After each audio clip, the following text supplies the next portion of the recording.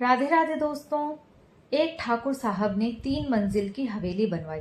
ऊपर की मंजिल पर ऐसे झरोके बनाए कि देखते ही बनता। हवेली का नांगल ठाकुर ने बड़ी धूमधाम से कराया। गांव के मातबरों को बड़े मान से निमंत्रित किया और बड़ी उमंग से उन्हें सारी हवेली दिखाई। तीसरी मंजिल का कमरा देखकर गांव के चौधरी ने अचंभे से निश्वास फेंकी। ठाकुर साहब ने पूछा, क्यों चौधरी, हवेली कैसी लगी? चौधरी ने 2-3 बार सिर धुनकर कहा, हवेली तो थुतका डाले जैसी है, कहीं नजर ना लग जाए। बड़ी कारीगरी और चतुराई से बनाई है, पर एक बड़ी कसर रख दी। ना आपकी नजर में आई और ना कारीगरों की। ठाकुर साहब मुस्कुराकर बोले, वो क्या? तेरी निगाह में आई हो तो तू बता दे। तू भी गांव चौधरी है, किसी से कम है क्या? तब गांव चौधरी टिच टिच के साथ तीसरी मंजिल की गोल सीढ़ियों की ओर इशारा करता हुआ बोला, गजब हो गया, बस बड़ी कसर रख दी।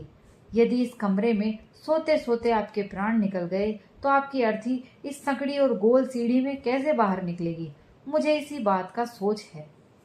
बात हंसने जैसी थी, पर ठाकुर के डर से कोई हंसा नहीं। चौधरी की पागल बात सुनते ही ठाकुर साहब के एड़ी से चोटी तक आग आग लग गई। नांगल का सारा उत्सव किरकिरा कर दिया। कल जीभे ने कैसी अपशकुन की बात कह दी। गुस्से में लाल होकर ठाकुर ने नौकरों से कहा, इस गंवार को धक्के देकर इसका मुंह काला करो।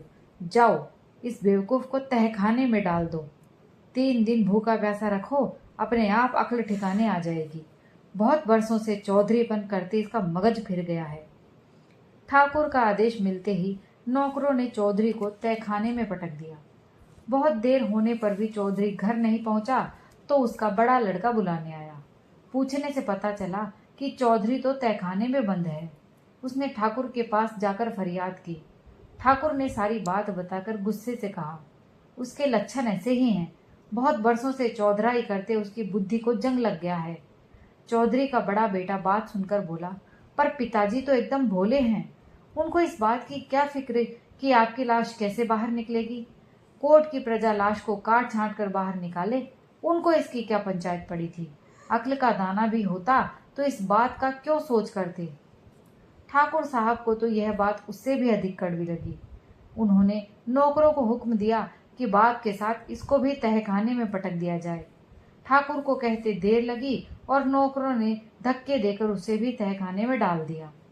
बहुत देर कोई खोज खबर नहीं आई तो चौधरी का दूसरा बेटा कोर्ट में हाजिर हुआ।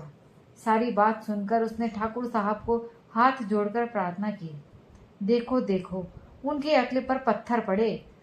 जो मैं तो कहता हूँ कि पिताजी को इससे क्या लेना देना था? आपकी लाश है, इस कमरे में ही जला लेंगे। उन्हें क्या सोच लगा कि आपकी लाश कैसे बाहर निकलेगी? यहाँ जलाते कौन रोकता है? जिस बात से उनको लेन देन नहीं हो उसमें लप लप करने की क्या जरूरत है? ठाकुर के क्रोध में एक आंच और लगी। इसकी भी वही दुर्गति हुई।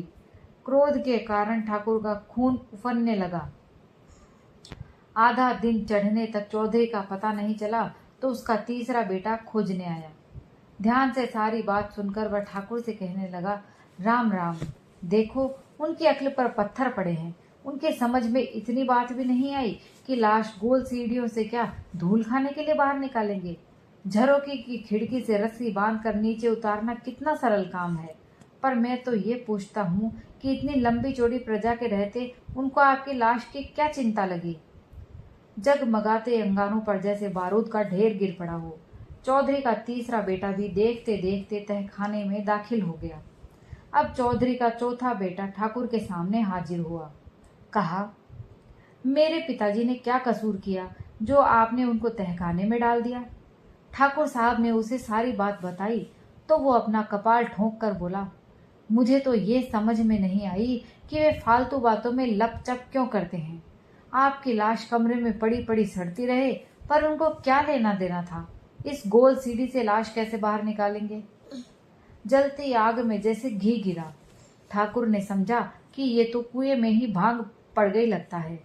किसी का भी दिमाग ठिकाने नहीं, सबकी अक्लें एक से बढ़कर एक। उसको भी घर वालों के साथ तहखाने में फेंक दिया गया।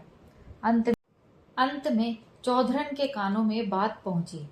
वो दिन ढलने पर घास का भारा लेकर ठाकुर साहब के सामने हाजिर हुई। हाथ जोड़कर प्रार्थना की।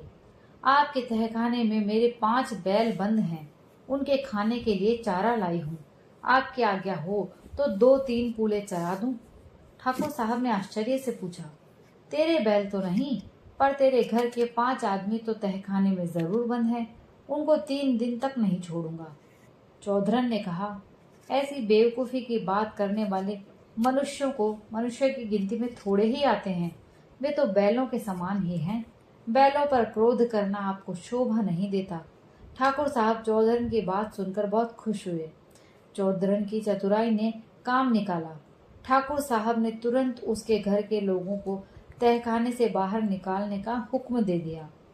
चौधरन हंसती मुस्कुराती घर वालों को साथ लेकर रवाना हुई तो ठिकाने के कर्मचारियों को ये बात सहन नहीं हुई।